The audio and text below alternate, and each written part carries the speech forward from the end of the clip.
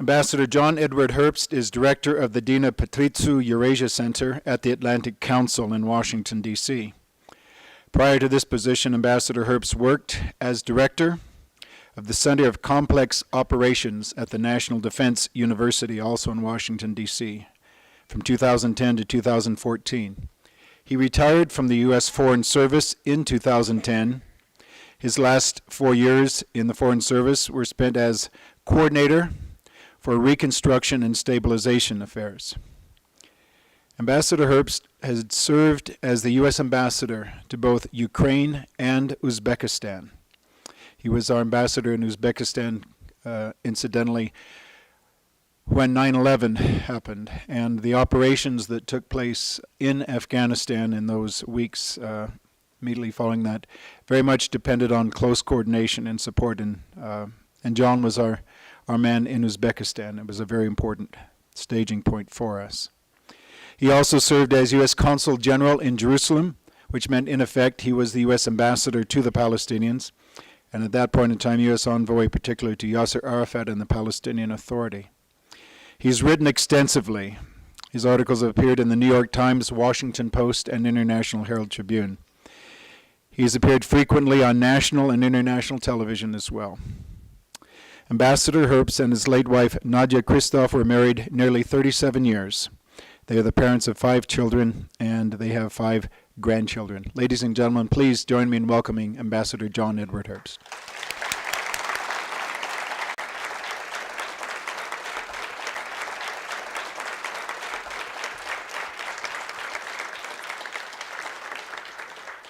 Fred, thank you very much. That was much kinder than I deserve, as the audience will understand shortly. I'm here tonight. Okay.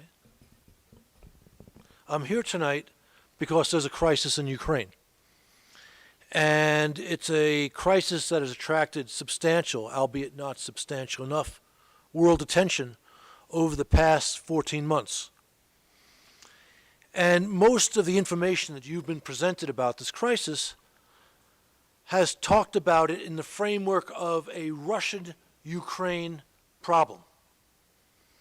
But I have some news for all of you. This is not principally a Russia-Ukraine problem. This is a Vladimir Putin problem. And if Western political leaders were wise, they would understand that, and they would understand that no matter how much attention the media pays to ISIL or to Boko Haram, the problem of a rogue president in control of one of the world's 2 largest nuclear arsenals is easily the most important national security challenge that we face today. Okay, I hope that got your attention. I'm going to take you on a very quick historical tour to help you understand the problem represented by Mr. Putin and his kleptocratic, autocratic state. The problem we have in Ukraine right now goes back to a deeply shared historical understanding among the Russian people. All nations develop their own sense of history. And the Russian sense of history first appeared in print in the 18th century. There was a prominent Russian writer, historian, his name was Tatushev, who wrote the first comprehensive history of Russia in the mid-18th century, followed by another very, very famous Russian historian, Karamzin, who wrote 40 or 50 years later. And the story that they told was this: that the origins of the Russian people and the Russian nation began with the city of Kiev, or as the Ukrainians call it, Kiev, Kievan Rus, which emerged in the 9th and 10th centuries. And the line of Russian historical development, because the Kievan Rus was conquered by the Mongols, as was all of the steppes of Central Asia and then of Eastern Europe, starting in the early 13th century. And then in terms of development of Russian history, leadership moved from Kievan Rus to Muscovy, the boyars of Muscovy, the Grand Prince of Muscovy. And from there, Muscovy began to become an empire, the Russian Empire, associated with St. Petersburg, which Peter the Great built. And this is the Russian history as understood by all Russian students, and for that matter, any American student like me who learned Russian history. And this, in fact, is a disabling element among many of the Russian scholars in the West. They never broke away from this paradigm. Related to this is the notion that, yes, there is a Russian people, but there is also an all-Russian people. And the all-Russian people consists of Great Russians, a.k.a. the Russians, Little Russians, a.k.a. the Ukrainians, and White Russians, a.k.a. the Belarusians or the White Russians. And in this historical understanding, the legitimacy of the Ukrainian people, and for that matter the Belarusian people, are as the little brothers of the great Russian people. And what I've just described is understood in Russia as simply the way things are, the natural order of life. What this means is that now of course this is not true of all Russians, but it's true of a vast majority, including most importantly many senior Russian officials. What this means is there's no real natural Ukrainian nation and Ukrainian people. They are the little Russians. Ukraine really kind of belongs with Russia. And you'll see as I talk, as I move from this, this deep historical background up to the more recent present and to the very present, how this plays out, how this is manifest. Okay, so this is point one. Point two. I don't know if any of you have read Henry Kissinger's book, Diplomacy. Actually, almost everything Kissinger writes is worth reading. The man is a national treasure, which does not mean he's always right, by the way, but he is always very smart. And he wrote in Diplomacy, and he's not the only one who's noticed this, that over the course of several centuries, the Grand Prince of Muscovy, which became then Moscow, which became the Russian Empire, have expanded at the rate, I think, of the size of the Netherlands every month. And the Russian Empire kept expanding. And when the Russian Empire fell apart during the October Revolution after World War I, and the Soviet Union replaced it, it too continued that expansion, including at the end of World War II, when it picked up territory throughout Eastern Europe. Well, a funny thing happened after the fall of the Soviet Union. A funny thing that was actually the result of a conscious decision involving the then president of Russia, Boris Yeltsin, as well as his Ukrainian counterpart, as well as his Belarusian counterpart, and for good measure and local color, their Kazakh counterpart, Kazakhstan being a major country in Central Asia. They decided that the Soviet Union should dissolve. So this was not some American or some CIA plot, as some Russian fervid thinkers think today.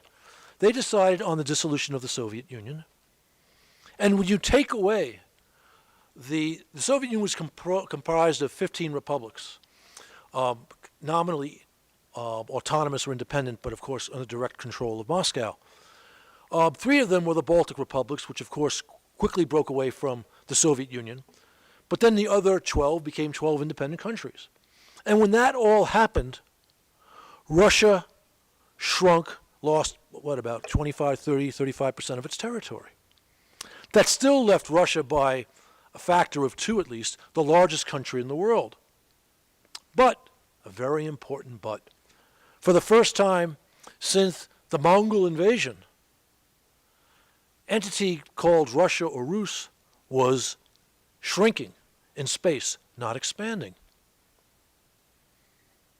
Now, those of you who studied the Soviet Union or post-Soviet Russia know that there has never been a reckoning in Russia with the horrors of the Soviet period, the way there has been a reckoning, for example, in Germany with the horrors of Mr. Hitler's reign.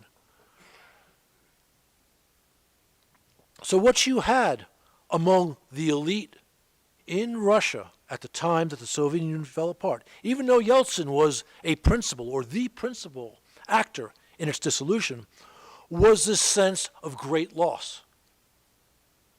And the national security apparatus, the KGB, the military, the Ministry of Interior, which is the police, the Ministry of the Border Guards, and the Ministry of External Situations, which is kind of like our FEMA, but add a lot of weapons to it.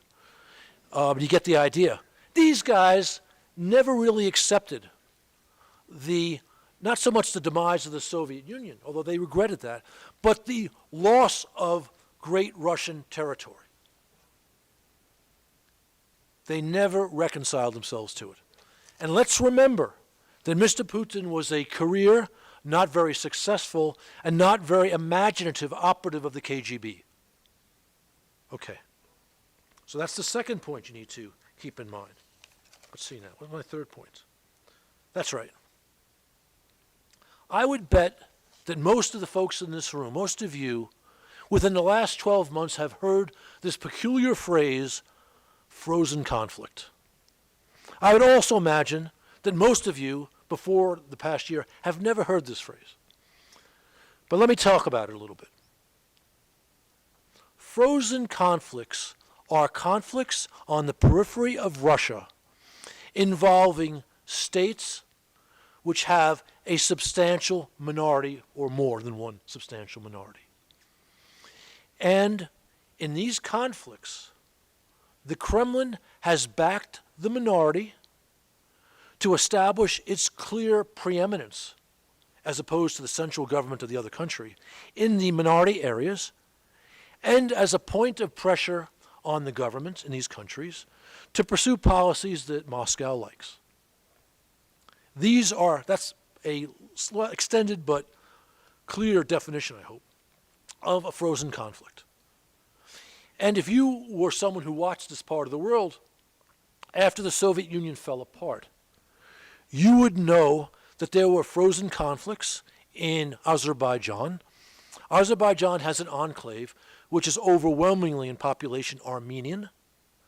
And the Armenians in this enclave, Nagorno-Karabakh, wanted to be independent from Azerbaijan.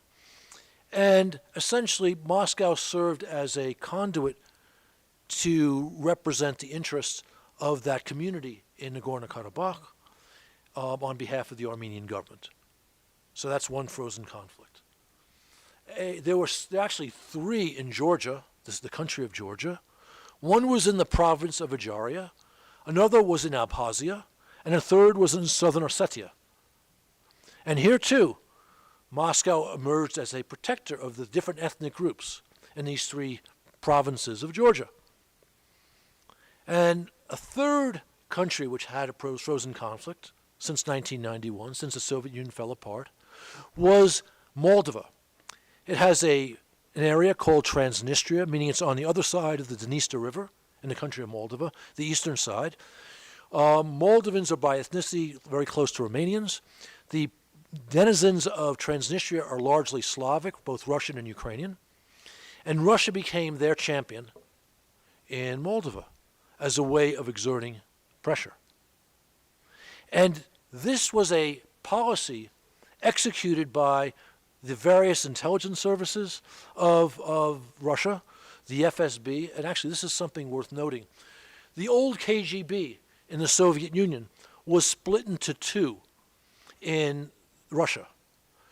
Just like the United States has a CIA which does stuff overseas and an FBI which does stuff in the United States, the FSB is supposed to be the internal security apparatus in Russia, and the SVR is supposed to be their foreign policy secure intelligence apparatus.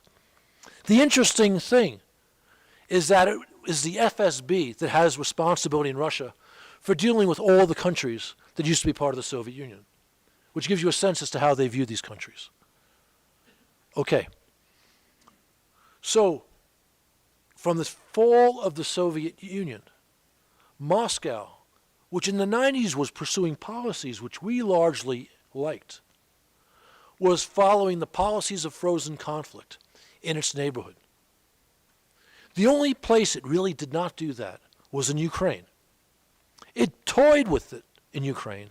There was a crisis in 1992 when a leader in Crimea, which at that time, as now, was majority ethnic Russian in composition, made claims about wanting to leave Ukraine, either to become independent or perhaps to join Russia.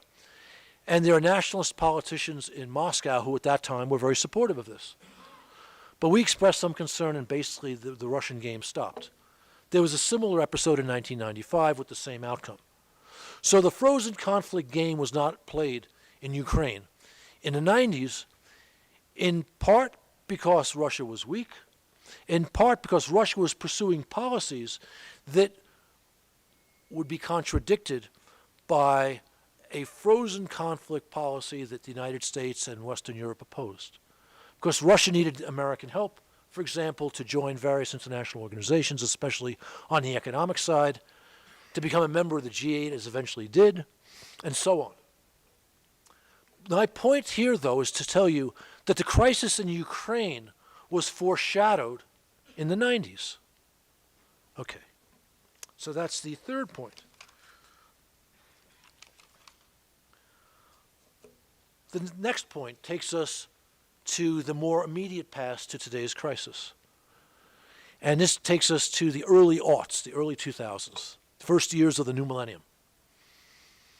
Putin became president at the end of the 1990s. There was a managed transition from Yeltsin, the previous president, to Putin. And initially he pursued policies very similar to Yeltsin's. And he and George Bush got along at the beginning, and George Bush famously looked into his eyes and saw his soul. At the time, actually, Putin helped Bush, and I can explain that if you want, but that's not relevant to this theme. But Putin, the proud, lifelong KGB operative, as he produced some order in Russia, and that's to his credit. There was a crime problem in Moscow, for example. There were shootouts on the streets, and those largely ended in Putin's first years. And to his credit also, Putin introduced, I would say, a combination of fiscal austerity, which was needed initially, and fiscal discipline, which is always useful, something Washington could learn. Also to the benefit of Russia, to set the groundwork for real growth. But then there was the other factor, which was not Putin's doing, but which empowered him, which was the substantial rise of oil prices in the early 2000s, which gave him money. Because the Russian economy is based overwhelmingly on hydrocarbon exports, oil and natural gas. So the point I'm making is we began to see changes in Russia, which bring us to today's crisis, in the early 2000s as Russia began to strengthen. It came back from this period of historic weakness. And a strong Russia should not be a problem per se. The United States welcomed this development at the time. The second point for this period of the early 2000s brings us to another term of art, frozen conflicts being the first, colored revolutions being the second. Now, I'm sure you've all read this phrase, colored revolutions, over the past year or so. Let me tell you what this means.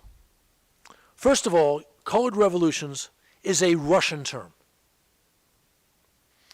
It's something that the Kremlin devised to explain phenomena where civil society in authoritarian governments revolt against their autocratic leader, and they revolt successfully. But they don't revolt by conducting a revolution where they have armed men who are shooting government officials. They have massive public demonstrations, which leads both to chaos in certain ways, but also brings out a broader sense among the people of those countries that the government's got to go. And the first such revolution or change was in Serbia, which has been a Russian client even in the post-Soviet period. The second one was in Georgia in 2003. The third one happened when I was in Ukraine in 2004, 2005. And there was one that was called a college revolution, but really wasn't, in Kyrgyzstan in 2005. Mr. Putin and his regime were deeply unhappy with these things. And because they run a quasi-police state where rule comes from on high, they assumed that these events could not possibly represent a people expressing unhappiness or disgust with leadership. They decided it must be a CIA plot. And if you read Russian literature on this, it's all right there. The point is that Putin saw this as a challenge, not just to his influence in his near neighborhood, what he calls the near abroad. Because governments which toss out autocrats and want democracy and a market economy and don't want corruptions are not governments that are going to get along with Mr. Putin's Kremlin. So from his standpoint, this was a serious problem, requiring a more assertive policy than the policy of frozen conflicts. We only began to understand over time what this meant. We had some inkling when I served in Ukraine. I was there from 2003 to 2006. The quote-unquote Orange Revolution, which was not really a revolution, prevented the 2004 presidential elections from being stolen and led to the election of the opposition candidate who, when they had a free and fair election, won handily. In any case, to prevent this outcome, the Russians put in about $1.5 to $2 billion in terms of campaign money for the incumbent, or rather for the party of incumbency. They deployed their media in a vast disinformation campaign to darken the opposition candidate. And at that point in time, their media was very influential in Ukraine. They, I believe, although no one's proved this, poisoned the opposition candidate. I say that they did it because, as far as I know, there were only 3 countries which had the capacity to do it: the United States, Israel, and Russia. And you figure out which one of these had a motivation to do that.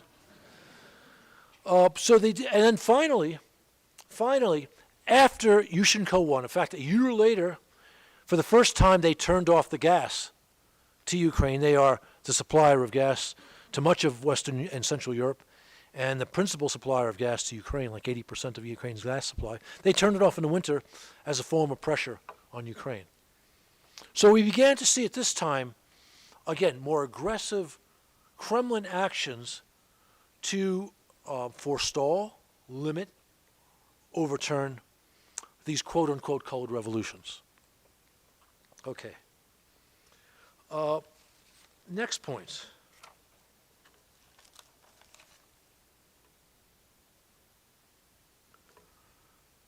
The Russian response, or the Russian management reaction to cold revolutions, moved to military. I'm talking about the crisis in Georgia in 2008. And let me provide a little background on that for you. I mentioned a few minutes ago that Georgia suffered in its early days of independence from 3 frozen conflicts: one in Adjaria, one in Abkhazia, and one in southern Ossetia. Well, as a result of its cold revolution, what they call the Rose Revolution, in Tbilisi in 2003, they got a dynamic leader, Misha Saakashvili, a real reformer, incidentally, although something of an authoritarian, which we didn't pick up on until too late. And Saakashvili actually, while Russia was sort of sleeping, seized control of Ajaria and established Ajaria as a constituent part of Georgia. I remember remarking at the time something like, remarkable he did that, he better not try it again, because the Kremlin will be ready for him. And in fact, as things turned out, it turned out not the way I suggested it a couple of years earlier. What happened was this. Starting at some point, I couldn't give you the precise date. I was in Ukraine at the time. It might have been 2005. It might have been 2006. The Kremlin began a series of things to provoke Georgia. And those series of things were, every few months they would bomb the place.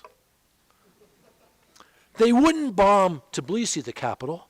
They'd bomb outlying regions. And sometimes Georgian security officials would be killed in these bombings. Or, some villages would lose buildings and such. And in 2008, Putin set a trap for Saakashvili.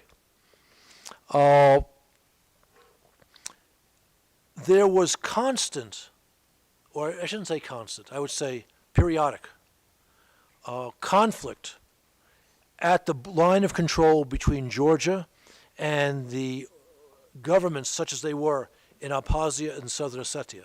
So they'd be shelling across those borders. They're actually not borders, across these lines of control, because it's all within Georgia as we understand it.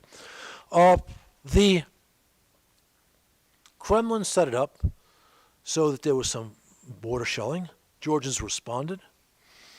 And the Russians suckered Saakashvili into taking a shot at Russian soldiers, which justified, in Moscow's mind, sending the Russian army in to take control of Abkhazia and Southern Ossetia. So ever since the war of August of 2008, the borders of Georgia have changed. Those territories declared independence, recognized by Russia and I think 2 or 3 other countries. And we saw the application of military force by Mr. Putin to change borders. So this is the background of Kremlin actions to the crisis in Ukraine. Now, as Mr. Putin developed his policies, he also developed a doctrine to justify these policies. This is the next point. It's the doctrine, the right of the Kremlin, the duty of the Kremlin, to protect ethnic Russians and Russian speakers wherever they happen to live. And a lot of them don't live in Russia. 25% of the population of Kazakhstan are ethnic Russian. Comparable numbers in Lithuania, Estonia and Latvia, not Lithuania. Lithuania is about 6 or 7%. In Ukraine, it's a large number. This is a doctrine which the Kremlin has asserted proudly since the first time Putin became president, and for that matter, even before that. In fact, right after the fall of the Soviet Union, when Ukraine was voting to be independent from Russia, Yeltsin, of course, a very liberal Russian politician, and Gorbachev, the last general secretary of the Soviet Communist Party and a rather liberal figure, were also saying to Ukraine, if you vote for independence, we have this duty to protect ethnic Russians and Russian speakers. So this has been a constant theme which Putin has made a doctrine justifying not just action, but aggressive action. So all of this is the prelude to the crisis in Ukraine. And I spent a lot of time talking about this. Let's talk briefly about the crisis in Ukraine. It began in November of 2013 when the then president of Ukraine, someone who had a pretty good relationship with Putin, Viktor Yanukovych, a man I know well from my time in Kiev, was about to sign an agreement with the European Union a trade association agreement which would ease customs barriers between the EU and Ukraine. Mr. Putin did not like this idea, and Yanukovych backed away from it at the last minute. Most people think he backed away from it because of Putin. I'm not certain of that. I think there are other factors too. It really doesn't matter for this conversation. He backed away. Within 24 hours, he had tens of thousands of Ukrainians demonstrating in the main square in Kyiv, the Maidan, a name you may have heard of. And he then made a very serious mistake, Yanukovych. He sent his police in to disperse them, roughly. They didn't disperse. And the next day, there were not tens of thousands of people in the square. There were hundreds of thousands of people in the square, not demonstrating against the EU deal squashed, but against the authoritarian practices of Mr. Yanukovych and his regime. And those demonstrators stayed in the square from late November until February 22, when Yanukovych fled the country. When Yanukovych fled the country, the Russian position was this was a coup instigated by fascists and the CIA against the lawfully elected president of Ukraine. And within a day or two, these quote-unquote little green men began to appear in Crimea. Those little green men were in fact Russian military officers without their insignias, and they multiplied and took control of Crimea. And by early April, not only was Crimea fully under Russian control, but the Russian parliament had annexed it, in quotation marks. And later, Putin acknowledged that those, in fact, were Russian soldiers, for anyone who was naive enough to think they weren't. That was not really, though, what Putin needed in Ukraine. Because what Mr. Putin wants in Ukraine is a compliant government. And if you hive off the part of Ukraine which is the most sympathetic to Russia and leave the rest alone, you've got a Ukraine that is even less sympathetic to Russia than it was before. So what's a dictator to do? Well, he goes into his toolkit and he pulls out a frozen conflict and says, let's have a frozen conflict in Ukraine's east.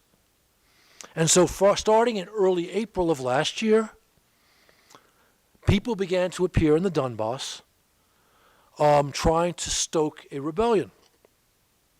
Only one problem. Almost none of the locals are interested. While it's true that up to 25% of the people in that area were well disposed towards Russia. In fact, up to 25% in polls said they would be willing to be independent from Ukraine or join Russia. That still leaves a whopping 75% who don't agree. Equally, or perhaps even more important, of that 25%, they were largely older, and you don't make revolution with old-timers, I can tell you. You got to have the youth. And even among the youth who are somewhat sympathetic to a Kremlin agenda, almost no one was willing to pick up arms. So they had to create their own rebellion. And you do that with money, you do that with leadership, you do that with arms, you do that with sort of dredging up the dregs of society, and you do that with your own soldiers, albeit not necessarily called soldiers, in often cases intelligence operatives. And so that's how this insurgency, if you want to call it that, got off the ground. And because there was no pushback from Ukrainian authorities, from early April through May, they made substantial progress, territorial gains. But after Ukraine had a presidential election and Poroshenko became president, they launched a counter-offensive, which was very successful. It was very successful even though in response, the Kremlin began to send in heavier and heavier arms, T-64 tanks, serious anti-aircraft weaponry. Ukraine used its military, its air force, in this counter-offensive. But once they put in these sophisticated missiles, in fact, they didn't just put sophisticated missiles into Ukraine, they were firing sophisticated missiles from Russia into Ukraine. They took out the Ukrainian Air Force as a factor. They had to stop flying because their planes were being shot down. Now, as you all know, one of those missiles shot down a Malaysian airliner. And by the way, a very good piece just appeared in Der Spiegel, no, Die Zeit, a German newspaper, a lengthy report written by German and Dutch journalists, which points the evidence overwhelmingly at the separatists with Russian support as responsible for that shootdown. And they also, the Russians, in trying to stop this counteroffensive from Kiev, put in lots and lots of volunteers. Now, whether or not they were technically volunteers, as they chose to do this, they were not regular Russian army units. But even that did not stop the counteroffensive.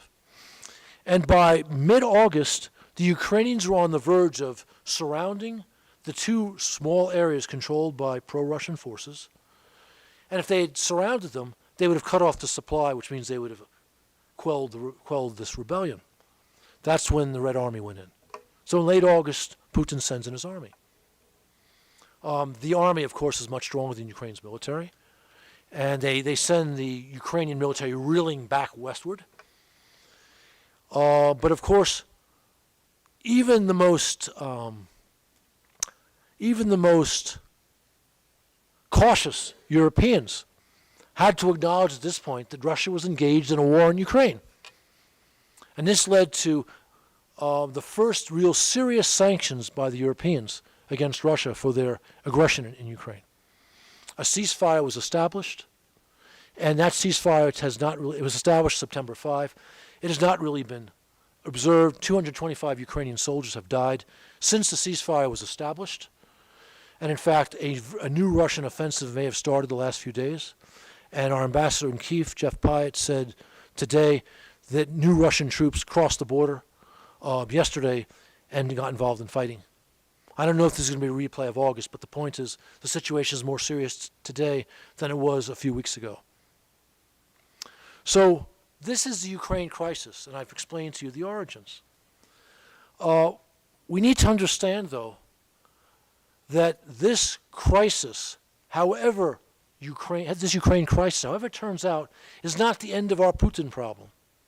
Or put another way, unless Ukraine rebuffs the Kremlin, succeeds in at least stopping any further Russian gains on its territory, and begins to develop as a normal democracy and market economy.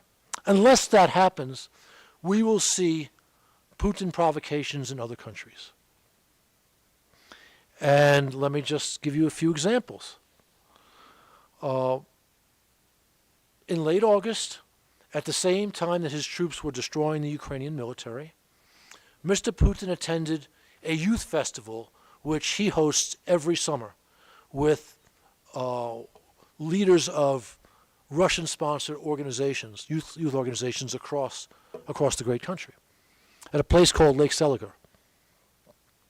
And at this event, which he'll show up and schmooze with the students for a day or two, so they devote serious attention to this. In fact, this may be one of their responses to the colored revolutions. They want to make sure they have youth on their side. At this event, some young woman asked an exceptionally complicated and sophisticated question about Kazakhstan, in response to which Mr. Putin said the following: Kazakhstan is an artificial country. Same thing he said about Ukraine to Mr. Bush at the NATO summit in 2008 in Bucharest. And he said, Nazarbayev is a genius. He's created this country out of nothing. And right now they treat Russians well. But after Nazarbayev passes the scene, if they don't treat Russians well, maybe we're going to have to do something. So Mr. Putin was signaling his ambitions well beyond Ukraine. Now, we, the United States, have good relations with Kazakhstan, but we have no obligation to defend Kazakhstan. We do have an obligation to defend Lithuania and Latvia and Estonia, which all happen to be members of NATO. Now, the NATO has an annual summit, and had a summit in Wales, which ended on September 5, or maybe it was September 3, in any case. Early September it ended.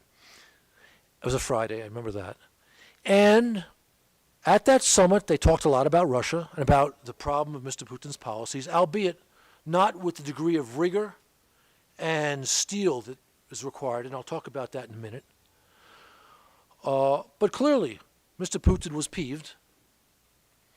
And just before the summit, as a way of reassuring our Baltic allies that we have their backs, President Obama went to Tallinn, the capital of Estonia. So, you've had two things designed to buck up the morale of our easternmost members of NATO happen in early September. Well, Mr. Putin has a card or two to play himself. So what does he do?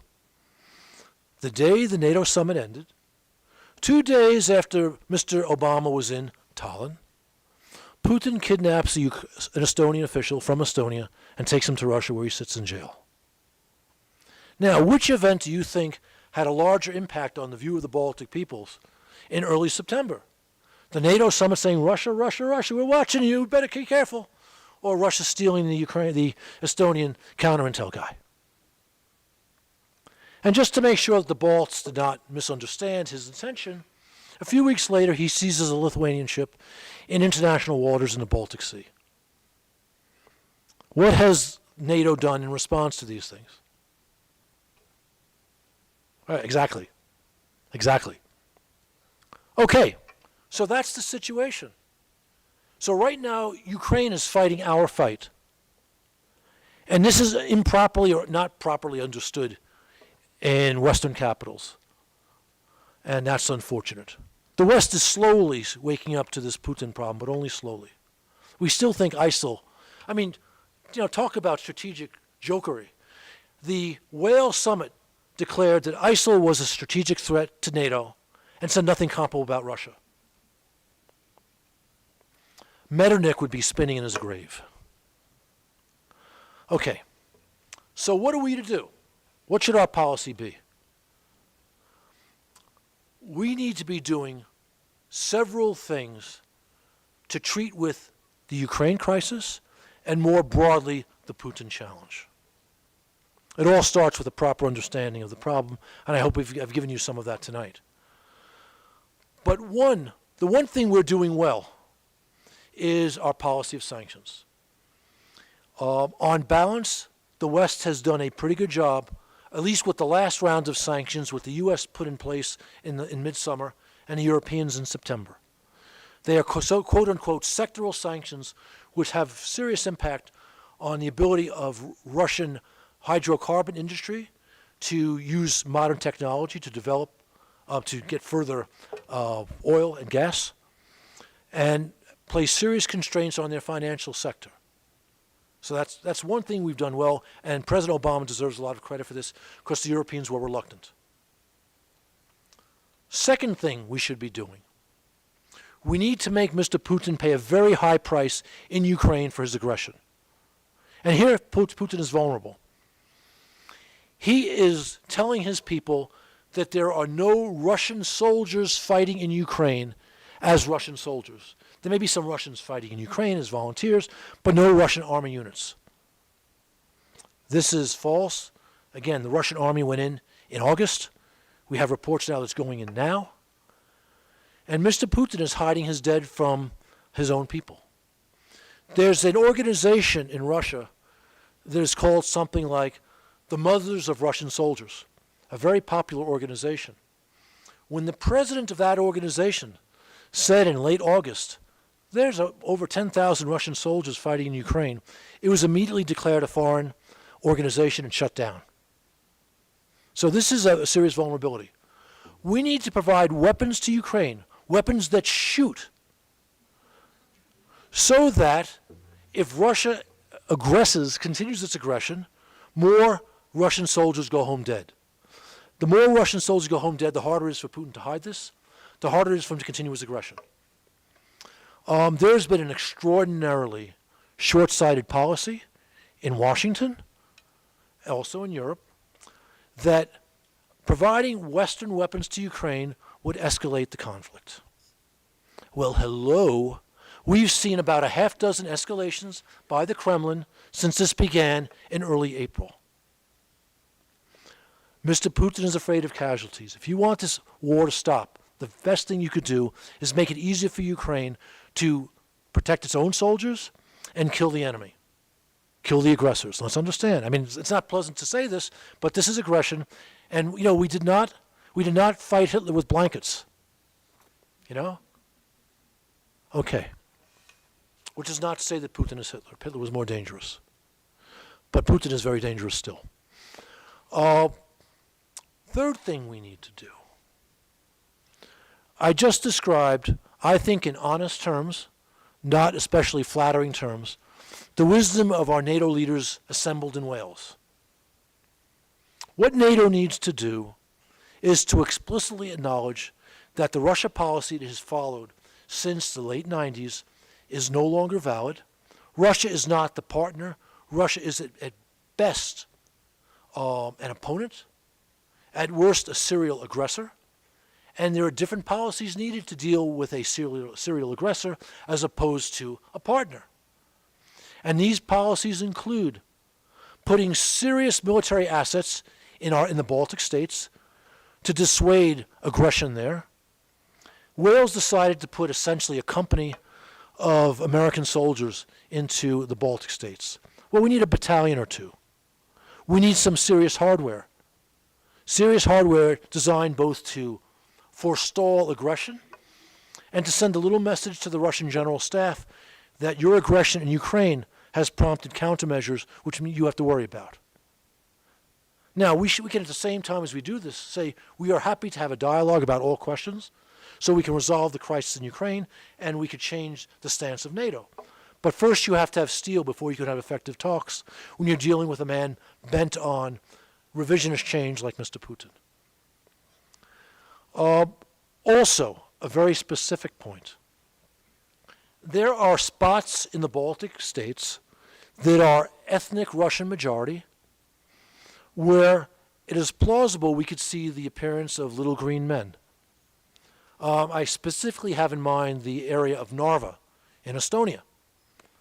There should be contingency planning in NATO right now to deal with just such an operation. Finally, the West should reach out to the countries which are not part of NATO, offer them a security dialogue. Georgia, Kazakhstan, other states of Central Asia, Moldova, just to get a better sense of what's happening there and how we could strengthen them short of course, we're not going to send in our soldiers, but even short of us providing military equipment, although we shouldn't necessarily rule that out in the current environment. Those are the policies we need. All of these things on the security side, from supplying weapons to Ukraine to strengthening NATO's resolve, require strategic leadership from Washington. That, unfortunately, is absent. And I've spent a lot of my time working in the Middle East. I give President Obama credit for much more intelligent policies than his predecessor in the Middle East. I give President Obama credit for not pursuing provocative policies towards Iran. But he's kind of at sea on this crisis in Ukraine. He just doesn't understand it. And he's demonstrated that multiple times. And that's a serious problem. Our Congress understands it much better. And that's why Congress voted in December the Ukraine Freedom Support Act, which calls for us to supply defense and weapons to Ukraine. I'm hoping and expecting we will see that happen this year. But I outlined the things we need to do. If we do that, we make sure that Russian aggression does not go beyond Ukraine, and hopefully that Ukraine can reestablish control over its east and develop along a normal path, not subject to aggression from Mr. Putin. Thank you.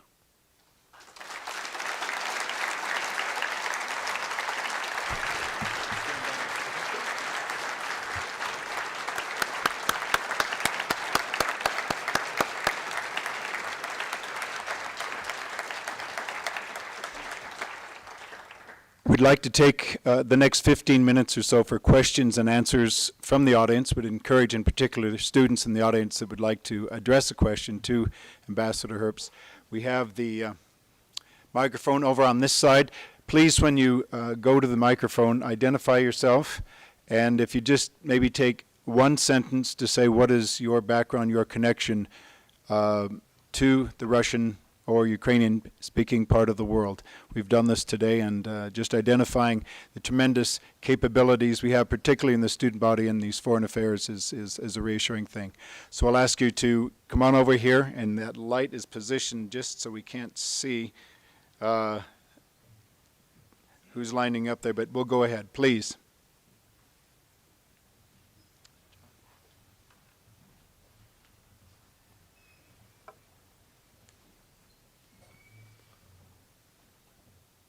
Hello. Hello, my name is Joseph Gooden. I'm not really involved with Russia or Ukraine in a sense, but I'm a political science major and have been following this story closely. I've been asking myself in these last few months about the similarities between Putin's policies and Hitler's policies in the late 1930s, and you mentioned Hitler several times in your speech, and I'm wondering, a lot of people have argued that if Hitler had been stopped with sanctions or with political measures much sooner, than perhaps his invasion of the Rhineland could have been prevented, or perhaps greater measures could have been prevented.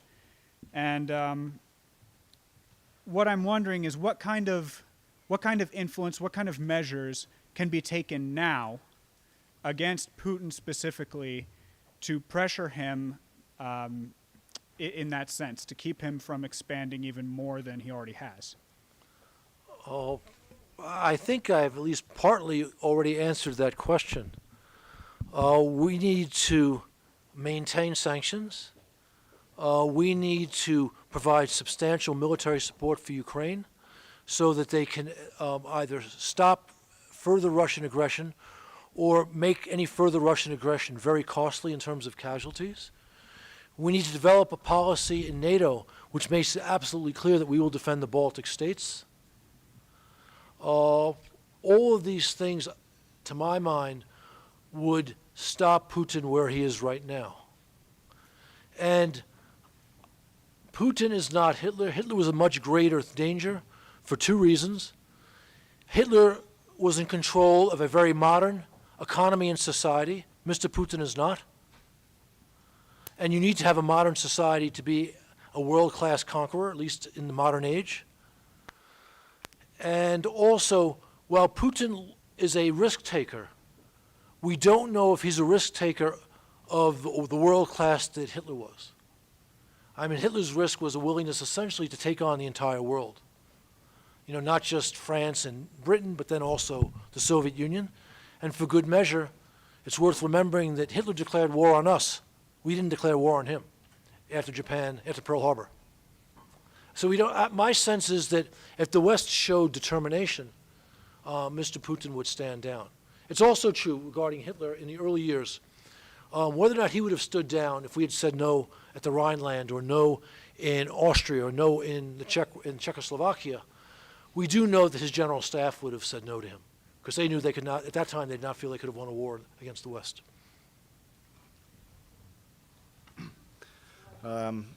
My name is Brett Mon. I served a church mission for our church in Armenia, which has also suffered a lot of those same policies that the Kremlin has been enacting on Ukraine. And my question is, you kind of already answered this, and you feel that Putin would stand down if we were to do these steps of, I guess, arming Ukraine and a bolder position. What factors do you feel like contribute to that, and what would prevent him from escalating the situation further when he is gaining so much popularity because of his policies and taking a stand against the West? Okay, there are several questions in there, and I'll try and answer them. First, if I conveyed the impression that I am certain the steps I outline will stop Putin, I apologize, because that was not my intent. These are the things we need to do, and I thought I said that if we do these things, we should at least be able to prevent Putin from doing more stuff beyond Ukraine. And hopefully, we'd be able to stop in Ukraine, but I didn't say for sure I thought we would. I think it's very much a question mark if Mr. Putin will stand down in Ukraine, even if we do all the things that I've said. I do believe, however, that if all of these things happen, and this is a very important and, if oil prices remain low for several years, which I believe they will, then either Mr. Putin will have to stand down or his popularity in Russia will disappear, and he'll have a serious domestic crisis to manage. I think that's highly likely. Again, if all those conditions obtain. Now, you talked about his popularity in Russia. His popularity in Russia is based, first of all, on the fact, as I mentioned during my talk, during his early years, he brought, partly because of his policies, partly because of luck, a measure of prosperity to the country. Well, guess what? That prosperity is disappearing, and people understand that. He's also popular because he has a media which dominates Russian life, and people don't have access to real information. And that media extols him as the greatest thing since Peter the Great. But even that media cannot protect him if the Russian economy crashes and people don't have jobs and don't have enough food and don't have any future. And this is the risk for him in the current environment. The sanctions which we put down in the summer and fall of last year have become much more effective as a result of the sharp drop in oil prices, because industries in Russia need to refinance now, especially because oil prices are so low. And guess what? Because of sanctions, they can't. That's why Mr. Putin's been bailing out his friends in big industries and big enterprises in Russia. But that also means he'll have less money to help the average Russian. So he's got some very serious problems right now.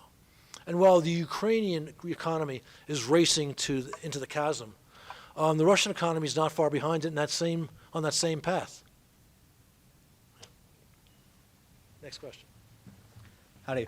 I'm Nathaniel Nelson. I'm not particularly connected with Ukraine or Russia. I just have a general interest in the subject of global stability. I was wondering, the Russian history has a long history of mentality kind of dictating what people do. I was wondering, in Russia right now, as far as from what I've heard, they're very anti-West. Putin's playing the West as attempting to destroy Russia.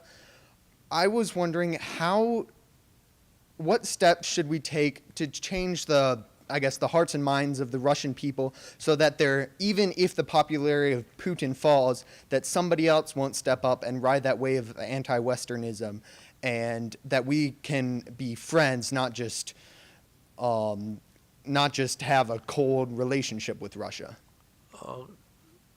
There are a number of reasons that explain the strong anti-Western sentiment in Russia. One are the decades of anti-American and anti-Western propaganda during the Soviet regime. A second was the failure of market reform in Russia in the early 90s. There was a crash in the economy, and Westerners and their advice were blamed for that. And that blame was at least in part fairly apportioned. And then three, and most immediately, is the massive anti-Western campaign in Putin's media that's been going on at least since like 2004, 2005, and which has stepped up greatly over the past 18 months. If you were to provide normal news in Russia, the anti-American sentiment would drop substantially, not completely. There would still be a noticeable element, but it would be much less. And the analysis I gave a few minutes ago about what's going to happen in Russia applies not just to Putin, but to his successor. So, if, say, there is serious turmoil in Russia because of declining living standards as a result of those factors we talked about, it's possible Putin might be replaced by someone of a similar mindset, but within months he'll have the same problem Putin has. If oil prices remain low, the Russian economy could still get a boost if they took steps which led to the lifting of sanctions. And that boost would be felt very quickly in Russia. So there would be a serious political reason for a more intelligent, less aggressive Russian foreign policy in this environment. And again, that happens. The media in Russia starts becoming a rabid purveyor of anti-Western attitudes. The views of the Russian people would change. Thank you. Well, sir, my name is Ben Wheatley, and I'm connected with Russia. I served my mission in Europe. I'm also a member of the Army, ROTC here. And as potentially a future soldier, my question is pretty simple. What would it take for the United States to go to war with Russia? And if so, do we know what that war would look like? I know of no one in our military who's looking for a war with Russia, or for that matter, in our political leadership. And for that matter, while Russia talks a very nasty anti-American game, they understand the deep dangers for them of winding up in an actual shooting war with the United States. Their military, their non-nuclear forces would have no chance against the American military. I think that, in other words, I think there's ample caution on both sides, even with the risk taker in the Kremlin right now, to make that scenario very, very unlikely. Having said that, the mere possibility of this, since again Russia has this enormous nuclear arsenal, is a reason for certain caution. But that caution should not be so large that it permits Mr. Putin to have his way with other nations and with international treaties and with established borders. Okay, thank you.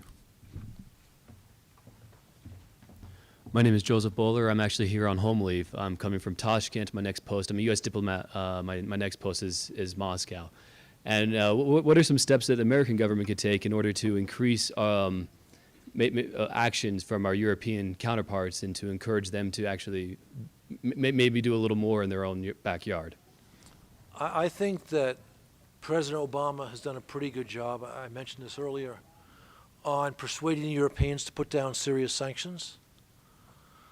And I think the close coordination we've had with Europe, not just on sanctions, but in NATO, has been useful.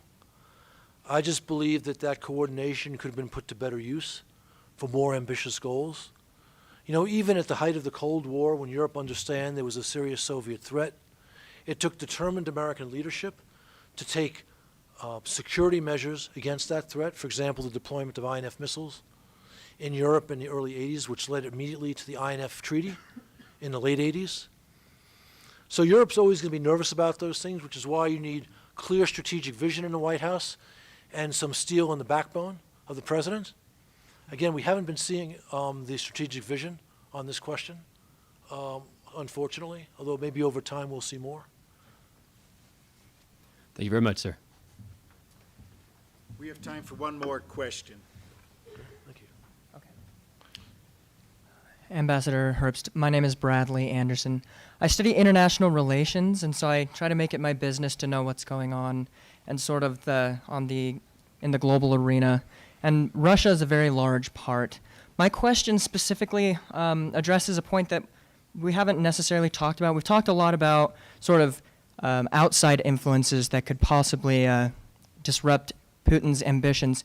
Could you comment on maybe, are there domestic influences that might also disrupt his ambitions? Well, the way I described it, it would be a combination of international and domestic factors that might force President Putin to change his policies. You know, again, the Russian people don't approve of Russian soldiers fighting in Ukraine. So if it becomes absolutely clear to the Russian people that Russian soldiers are fighting and dying in Ukraine, that will have an impact on Putin's popularity, on his measure of support, and ultimately on his ability to govern. Similarly, a seriously declining standard of living would have a similar effect. So it would be the combination of international and domestic that either force a change in Kremlin aggressive policies or force a change in Kremlin leadership over time. So that's how I see this playing out. There's one other point, though, I'd like to make, because I don't want anyone to leave this room thinking that my views or sympathies are against those of the Russian people. The great Russian historian Kluchevsky wrote that there's a direct